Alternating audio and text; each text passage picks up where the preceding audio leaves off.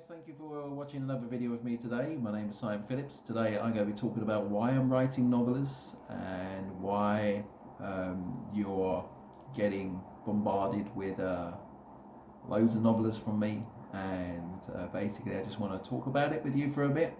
Try not to make this video too long and waffle on, but yeah, I'm going to just start off with saying thanks for watching. Basically, so you've probably noticed that I've got I'm releasing loads and loads of novellas, and this is by design. I've just give you a bit of a history, not a history, but I have to give you a bit of a back story of why I'm writing these novellas. And then I go into basically the back story will build into why it's coming now. So the little bit of a backstory. I've always been very creative since a young age. I've been writing. I think I've been writing since I was back in primary school, back in elementary school, and I've always and still have stories in my head. And one of the great things about my head is that even if I'm working on one story, my mind decides to create another story at the same time. So I might be at the computer writing a novella, as I'm doing now. I might be writing a novella and I'm in the process of finishing it up or halfway through it, and suddenly my mind just goes bang, why not write something about this? What would a story be like if you had this character doing this character, a world in this, doing this in this world? And my mind is always doing that. It's very difficult to shut off, but I think that might be a positive for me. So my mind, so that's one reason why you're being flooded with novellas. My mind is always creating stories. I can't switch that off. It's always creating stories. And that comes to another point of why you're seeing loads of novellas, is that I have all these stories in my head. I've had stories in my head for years, and one of my great passions is creating stories, creating the blueprint for stories. I love spending hours creating worlds, characters, what ifs, what happens to this character, what happens to this character does this. I love creating epic scenes where a character becomes overpowered, has this ability, fights the boss, the ending. Like just going all out there and creating mythic stories, basically. So I'm always have these stories in my head, and I love creating the blueprints for stories. But the problem was that I was building blueprints and they were storing in my head, or they were being stored on the hard drive and doing nothing. So for years and years, I had folders full of stories. I had ideas for stories, and I did write them. I was writing them as novels. I only thought writing novels was the way. I always thought just writing novels was the way to express my stories. I've done creative writing courses. I've learned how to write in different formats and stuff like that, but I always thought novels was the way. And I always tried to write in novel style.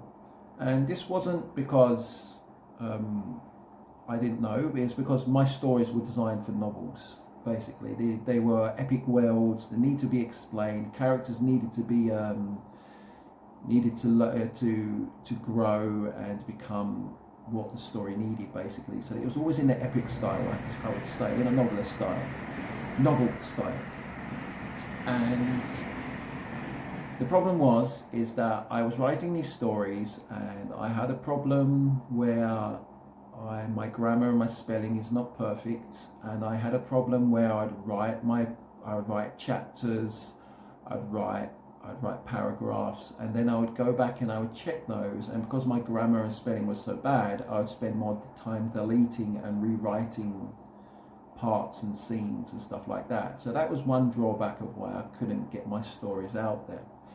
And then there was a part of me that thought, well, technology progressed Grammarly come out, and Grammarly, I could use Grammarly to check my paragraphs and make sure it's the actual English is correct.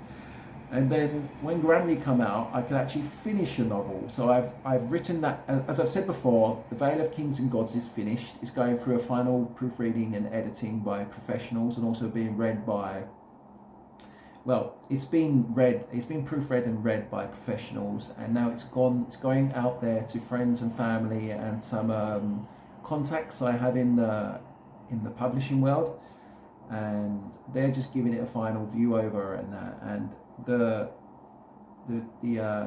feedback, like a friendly feedback I had, it's not true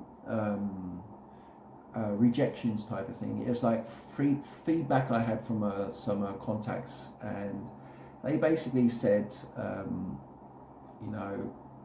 if you want your novel to be published, if you want to have a chance of getting agents to even read your novel, then you need to cut your word count down. You're a new author, you're not been published before, there's no trust for you. You need to have your word cut down. So the Veil of Kings and Gods sits at 280,000 words. And if I was to cut that book down, I would lose so much of the story. I would lose what the story is, the epic fantasy story, what it is, if you know what I mean.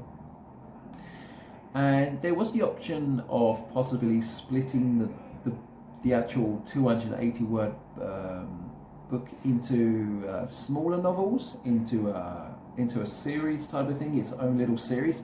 But The Veil of Kings and Gods is the first book in a series. So if I create series upon series, if I could create smaller series upon smaller series upon smaller series, then I would have endless small series into one novel itself. So I would have 30-40 books of one story, one series, where I have all these other series I want to get out there, all these other stories I want to get out there. So that's the dilemma I have with my current book, but it goes into why I've gone to Novellas now. So that was option one: cut my story down so it's ready for agents, so it's industry ready for publication, or go the self-publishing route.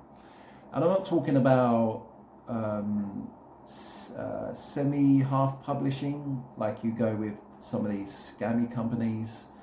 I wouldn't say they're scammy companies; they're actual publishing companies, but their contracts are weird. And so basically, I'm talking about proper self-publishing companies. You hire a publisher basically through a contract, and they do all the self-publishing stuff for you. Build a cover, do the proofreading and editing at their standard, have it ready for online purchase, like ebook style, get it into shops and on shelves and stuff like that. But it's fantastic. The idea is fantastic, and I looked into it and I was really serious about it. But the only problem is that the price of it was way too expensive. It was beyond £10,000 worth, and for someone like me, where I'm living, the pound is not my currency where I'm living. And I have a family. I have a kind of large family. I don't have a small family, and I have work. I have this place to take care of.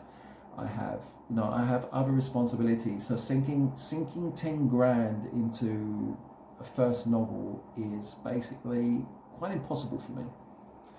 So that basically that dilemma has basically put a hold on all my other stories, because if I can't get this story out, what do I do with my other stories? So then I started thinking, so this goes in, that was part of the reason why I've gone into Novellas. So I was thinking, why not just get the stories out as short stories and novellas, and try Amazon KDP and see what happens. And it's not and I started off a short story, but short stories they're easy to write, and it doesn't matter the length of them really. They're easy to write, but it's not my writing style. My writing style is novel, epic fantasy. So novellas is the best bet for me, I think. So writing novellas is it's the best bet, basically. So that's all I wanted to say. The reason I've gone to Novellas is that the industry standard of getting published with an agent and with the publisher himself is impossible for the size of the stories I'm doing, and also going the self-publishing way is too expensive, and for one book out of a series is impossible to sink so much money into, and also I have so many other stories that I want to get out there. So yeah, so I've gone Novellas now, and the reason I've gone Novellas is so I can get the stories out of here into some kind of digital format, which you can still buy as paperbacks when I just learn how to do that correctly. And yeah, so that's why you're getting so many Novellas from me, is because I've got these ideas in my head. I want to get them out there in the world. I don't want them saved on the hard drive and doing nothing, you know. And that's why I'm doing Novellas. So I hope this video was enough to explain why I'm doing Novellas. And if you do have any questions, and that, do comment in the comment section. Don't forget to like and subscribe. And this is kind of like a author journey video.